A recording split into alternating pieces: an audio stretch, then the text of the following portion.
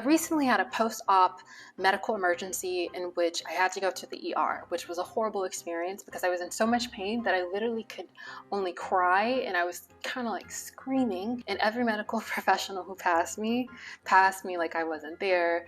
They kept ignoring me, asking for help, or just please see me. Like, I thought that I was dying. And I do understand that the healthcare profession is in a weird place where they're understaffed and they don't really have a lot of support. There's long wait times, and maybe to some degree, like, they cannot allow themselves to feel empathy for patients, or else it'd just be too much because there's nothing they can do. But like, there was something incredibly disheartening by like the complete indifference that people had to my pain. But I digress. Felt like I was gonna black out from the pain. It was so bad. Like, my chest felt like it was caving in. And the only thing that helped me to hold it together was like this stone, and pressing into it and just kind of like just asking it to like take this energy from me. To me, that is part of the magic of crystals. It's not that it's like ookie bookie and it'll magically change your life. It's the intention that you can press into the stone. So I want to talk a little bit about different stones and what they can be used for if you're into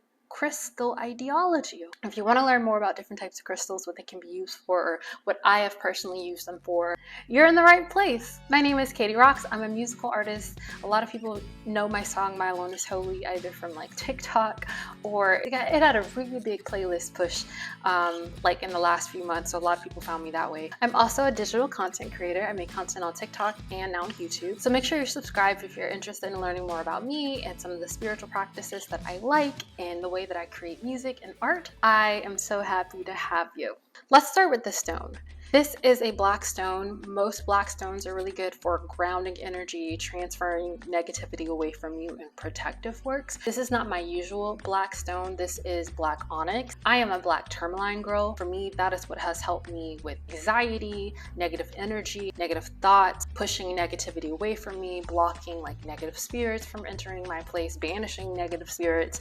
Love black tourmaline, all about that. I usually have a black tourmaline and rose quartz crystal that I wear around my neck. Some idiot broke it and I didn't get around to replacing it. I was without a grounding crystal on my body for a while, and every time I would go to the shop nearby, I usually buy online, but I really needed something that same day because my anxiety was just getting so bad. I was like in an abusive work environment, so it was bad, and I just needed help. So they only had black onyx, so I got this one. But most black stones, they work the same as grounding. Black tourmaline is just my preference. I have such a strong relationship with black tourmaline because I've been working with it for a few years. It's important to work with a stone that you feel very comfortable with. Next, let's talk about a stone that's fairly popular, the rose quartz. A lot of people like it because it's known for increasing feelings of love and friendship and attractiveness. It's good for that, but the reason I used to wear this paired with like the black tourmaline because I wanted to ground negative energy and anxiety and like increase confidence. You can use something like a green or yellow stone for confidence work. I really like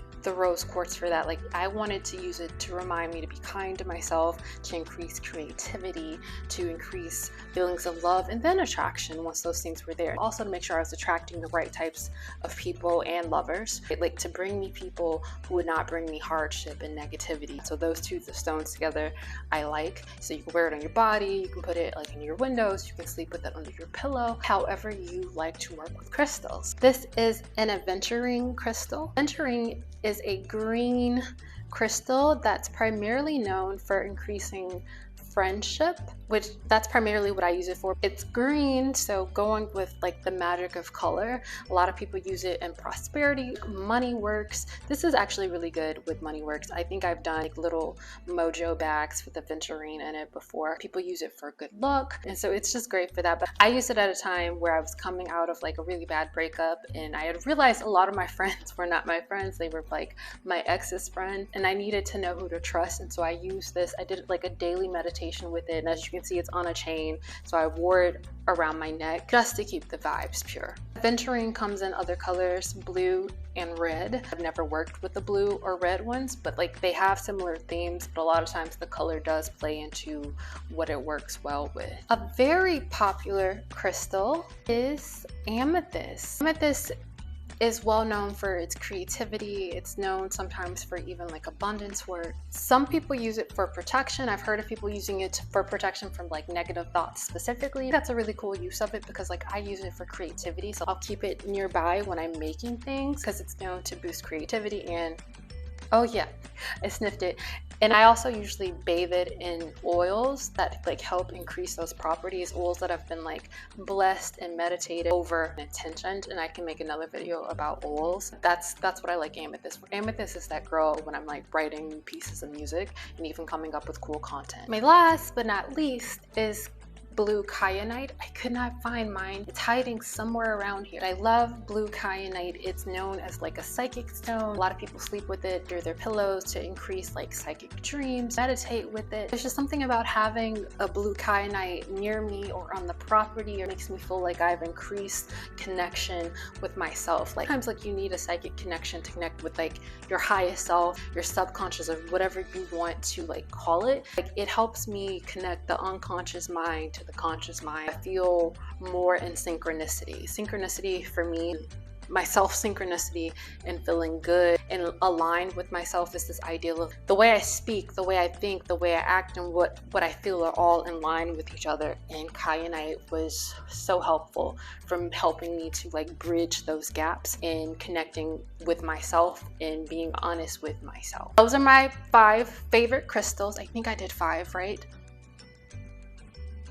So not the only ones I work with. I also work with sometimes clear quartz, which is good for clearing.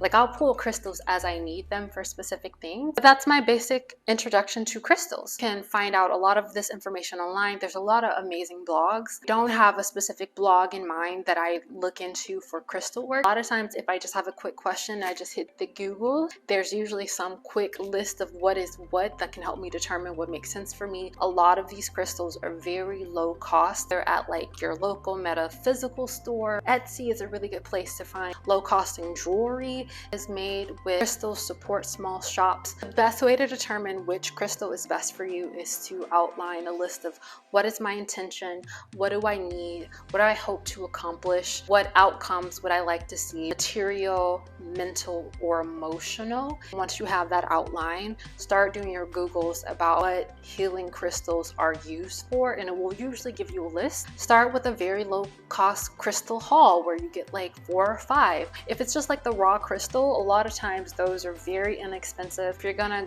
go with a smoother stone, sometimes those cost a little more because they, you know, craftsmanship, they have to work. It's a jewelry piece that has some kind of material or something attached, it can cost more. And then of course the price increases with the size. But if you just want to figure out what works, it's pretty inexpensive. I do have a PDF book that brings together collective knowledge about spiritual tools. It has like an herb dictionary, it has the planetary days, it goes over psalms and what they're used for to pray over, which is a really cool tool. And if you don't want it, it's okay. It's totally okay because you can absolutely Google all these things. But I created it originally just for me because I got tired when I was learning of having to Google, okay, what do I use this herb for? And what do I use, like what day of the week do I need to do this on? And what type of prayer? And so I, like over a year, started collecting all this knowledge into one document so that every time I went to go do my works, I would just have like a little PDF that I could like go over and look it up. So because I like to just go, you know, to my altar space, what do I need to pull? And so it's like an encyclopedia. And somebody was like, can you make it available? So like I made it available, and it does have a price because it took me like a year to put this knowledge together. But you don't, it's not because sometimes people are like, you're gatekeeping the knowledge. I'm like, no, I just would like to be compensated for my effort. But it's just an encyclopedia of like all this types of information. I also included like sections that you can either, if you like have like iPad Pro like me, you can like write in, or you can print it off and make it like your own little like book of shadows where you can like write down like additional things like other herbs that you'd like to use. There's also a section to where like if you're like me and you do works that have like specific timing, like if you're supposed to burn a candle for X amount of days or leave a jar set for like 2 or 3 weeks, I do have like a section where one, you can like practice combining the different like, oh, I put a rose quartz in here with cinnamon and that X, Y, and Z, and then you put like a little date. Where is it? You put like a little date at the top so you can remember when you said it. You also can like write like your reflections in here. So it's like, it's a journal and it's an encyclopedia with all the journal pages. It's like 70 pages. So if you'd like my witchy encyclopedia, I'm gonna link it in the description box below. You don't have to, you can just ask me questions in the comments. That's totally fine. If you do decide to buy the witchy encyclopedia, thank you so much. I really appreciate it. I was recently fired. Content creation is now my only source of income for the time being, so I really appreciate it. A like, a subscribe, and a comment is just fine because I'm also now monetized, you guys. Thank you so much for supporting this channel. But be sure to let me know what types of crystals you use, what you use them for. It'd be really cool if we start like a community resource in the comment section. Let's talk it up. Let's have conversations. Let's create resources. Plus, I'd love to hear what you guys are using things for. I am always learning just like you guys. All right, see you next time.